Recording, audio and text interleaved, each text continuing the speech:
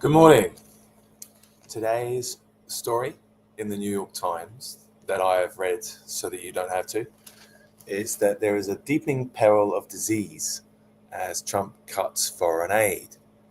Um, Last year, the United States invested about $900 million to fund labs and emergency response preparedness in more than 30 countries around the world to deadly diseases. Guess how much of that money is still going to fund those projects? That's right, very little indeed. As we know, Donald Trump and his friends have cut funding for USAID, which is the overseas development and aid outfit, which was funding disease prevention. The bad news for Americans is that, unfortunately, when you prevent disease abroad, you also prevent disease here in the US. And the story sort of says it's actually in the interest of American people to keep diseases down. Diseases make their way to the US even when we have our best people on it. And right now, we are not putting our best people on it. The story by Apurva Mandavili spoke to about 30 current and former officials from various agencies. Many spoke on condition of anonymity for fear of retaliation by the federal government. The timing of these cuts is terrible. There are really bad outbreaks of really nasty diseases all over the world. Particularly, the Democratic Republic of Congo is experiencing the deadliest mpox outbreak in history, with cases exploding.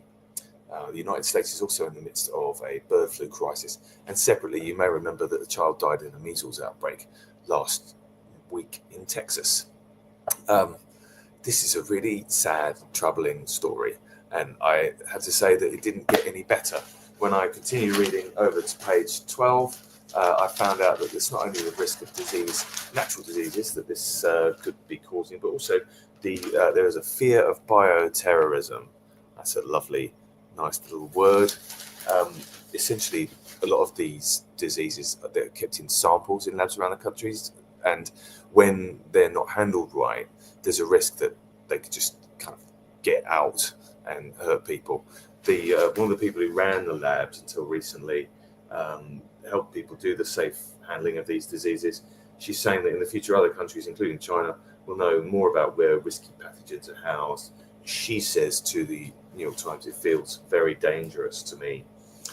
This article repeatedly quotes people of expert standing saying how dreadful this is. They're all telling everyone all the time that this is going to lead to a catastrophic outcome, and yet nobody's doing anything. In fact, yesterday, Robert Kennedy in the US announced that he is going to study again the debunked link between vaccines and autism. This has been researched repeatedly and millions of times by different people and has always been shown not to be real. In Texas, during the measles outbreak, he described vaccination for measles as optional. Measles, as we know, kills children. He also prescribed over-the-counter solutions, or he talked about them being good because he can't prescribe them because he's not a doctor. He's a maniac whose family say that he used to put animals in the blender when they came round to eat. So what to make of all this? Well, I sort of say sometimes that I think that the Trump administration it's like a scared schoolboy in a prison. You know, you go in and you're worried, so you put a pool ball in a sock and you hit the most dangerous bully, right? And the idea is you establish yourself as somebody to be reckoned with. The trouble is, I think they're hitting themselves in the head with a sock, with a pool ball in it, or perhaps they're hitting all of us with this.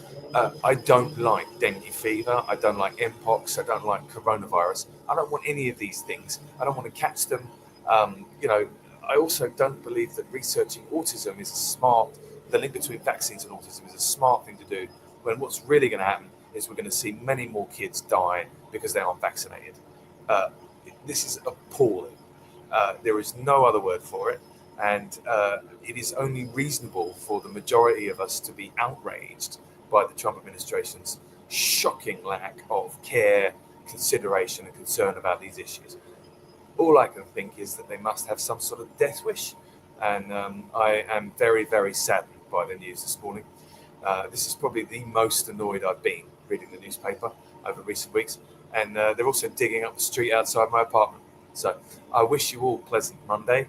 I wish myself a slightly more pleasant Tuesday, and thank you for reading the newspaper with me so that you don't have to read the newspaper. I appreciate you.